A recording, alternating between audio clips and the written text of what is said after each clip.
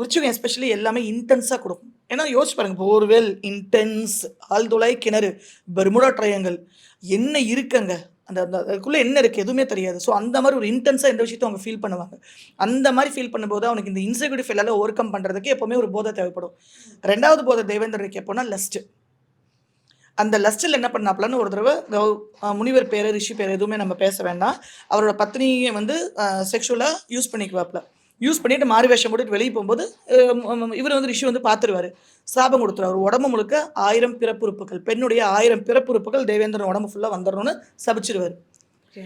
அப்போ அவ்வளோ பெரிய அழகனாக, ஒரு மாவீரனாக, ஒரு தைரியசாலியாக, பராக்கிரம வீரனாக, ஐராவதத்தையும், வஜ்ராயத்தையும் வச்சிருக்கிற தேவேந்தர் உடம்பு ஃபுல்லா பெண் உறுப்பு. வெஜினா. ம். தேவேந்திரனால தலை காட்ட முடியல. எங்க இருக்கறதுலயே எங்க போய் ஒளிஞ்சு எந்த குகையில போய் ஒளிஞ்சா யாரு கண்ணுக்கும் நான் தெரியவே மாட்டேனோ, அங்க போய் ஒளிஞ்சேன். அது ஒரு பெரிய கதை. அதுல இருந்தாலும் எப்படி எவ்வளோ யார் யார் கை கால்ல விழுந்து என்னெல்லாம் பண்ணி தேவேந்திரன் வந்து அந்த 1000 வெஜினாவ வந்து 100 கண்களா மாற்றுவார். ம். நம்ம பார்த்துட்டு இருக்கிற இமேஜ் எல்லாம் தேவேந்திரன் பார்த்தீங்கன்னா, தேவேந்திரன் உடம்பெல்லாம் கண்ணு தான் இருக்கும். ஆனா, அது காமிக்கிறது கம்மி. தேவேந்திரன் உடம்புல ஃபுல்லாவே பெண்ணுடைய பிறப்புறுப்பு தான் இருந்தது.